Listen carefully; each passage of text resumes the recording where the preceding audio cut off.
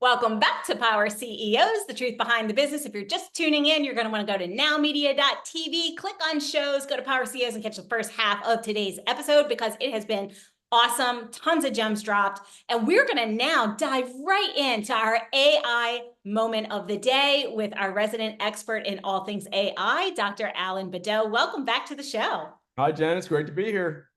I'm really excited about today's topic because I literally get this all the time, okay?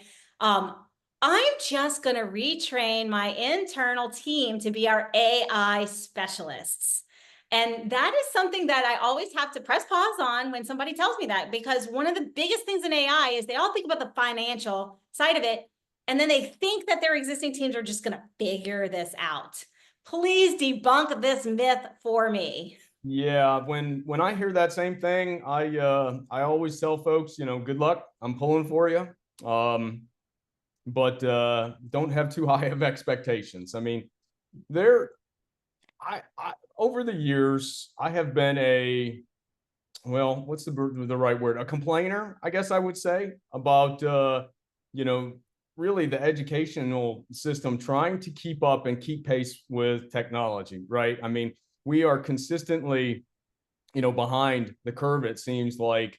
And when AI really started to take foothold, everybody was caught off guard from a personnel perspective.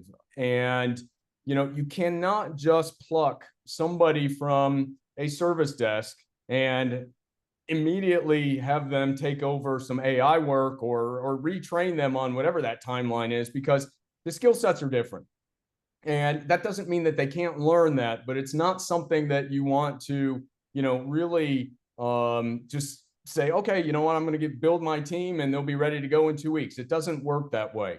These technologies are different. It's not like, again, it's not like using PowerPoint. It's not like using Word.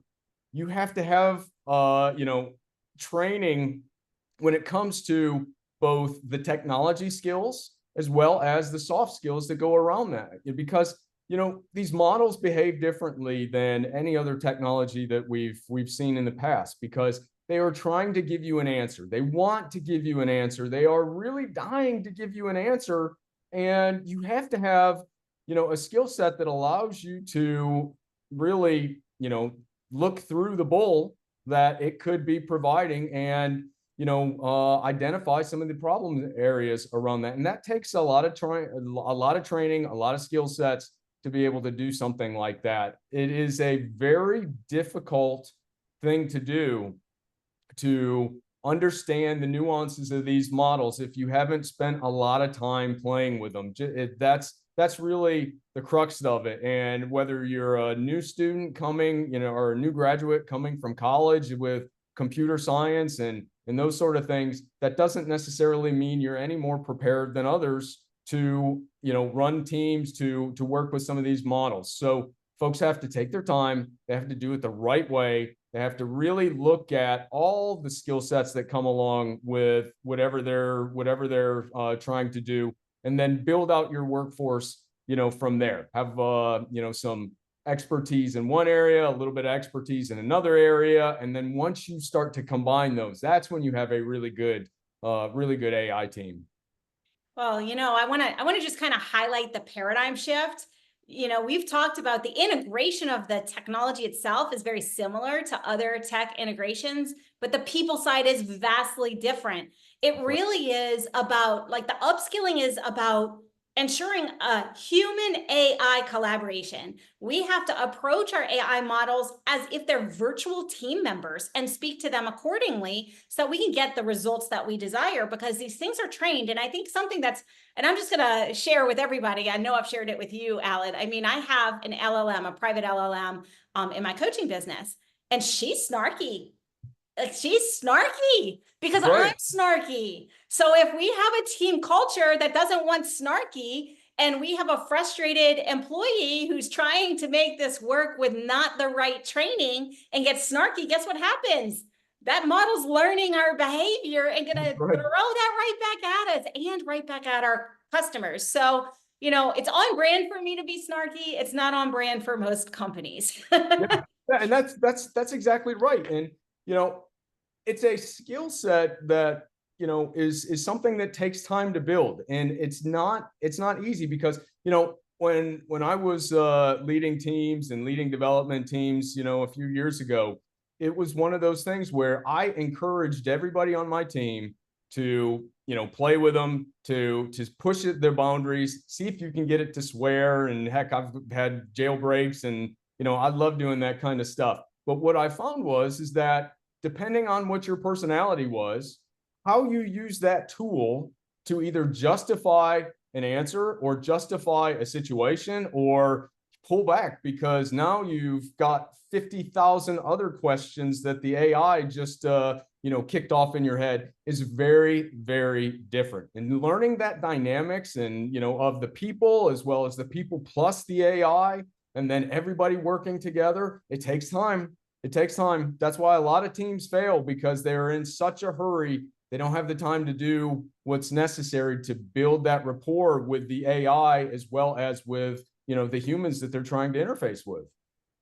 And so we have a couple more minutes, but I want to kind of dive into this a little bit deeper, because I think it's really important for anybody who's doing an integration. And listen, if you're watching this and you're like, I'm not going to do this, I'm afraid of this, we don't have that choice. This train has left the building. It's coming. We're either going to be on the train or getting on at the next platform, or we're going to be on the tracks getting run over by this. Because the reality is when we integrate the technology in a way that is done properly, with the right management, the right tool, to the right strategy, with the right training of our teams or bringing on the new teams, the level of efficiency that we gain is phenomenal, and our competition, quite frankly, won't be able to keep up. That's right. So even if you're thinking, well, my competition in my industry isn't doing this yet, I'm going to tell you that you don't know who in your industry is already on this train or already putting this in, because I work in multitude of industries, and every industry has people who are already putting AI into it, from very small businesses all the way up through enterprise. But Yep. what, in your mind, with all your experience, is the key strategy for us to take as we look at human capital and training our team? Like, what do you think is like the recipe for success? Well, everybody forgets about it. I mean, they think that the tool is going to solve everything, and they don't think about the other costs associated with the tool. You've got one person that you're going to have deploy it, maintain it, train it, do all that other stuff. That's not feasible. You've got to stop thinking about just the tool. The tool is probably number 5 on the list that you have to be concerned with. You've got to be concerned with your team, how you're going to build the team, what the team's going to, what that dynamic is going to look like. Where are they located? What skill sets do they have? What other resources do I need to provide them so that they can use the AI? Those are questions that have to be answered first, and oftentimes aren't. And then what happens is you try to hire a bunch of people, you upstaff by 50%, 75%, trying to play catch up. And then 6 months later, you're laying off all those people because, one, you weren't ready, so they've been doing not really what you hired them for. And then 2, you've wasted that time that you could have, really progressed in a meaningful way. So don't forget about the people, and don't forget about those dynamics. So just to kind of recap, it is incredibly important that we understand our team, who's on our bus, who's in what seats on the bus, what skill sets do they already have, and what skill sets do they need to be successful as we bring this in. And there's one other thing that I'd just like a brief weigh in on you, and that's, how do we promote an AI positive culture? Because there's still a lot of fear. There's a lot of people who are afraid they're going to lose their job over this. Like, how do we ensure that AI positive culture as we, as executives and entrepreneurs, bring this into our organizations? Yeah, I tell people, stop watching the news that doomsday is here and that we've hit a singularity, or it's become self-aware. No, it hasn't. It's not anywhere becoming self-aware. We got a long way to go before something like that happens. Take a step back. I realize that in an age of social media, that you get more clicks when you're negative and you're bombastic when you say stuff. If folks would just focus on the problem that they have and that they can solve with the AI that they're going to use, that is going to be the best thing that they can do. play with it. There's no vertical business, horizontal business, whatever you're in, that can't benefit somehow.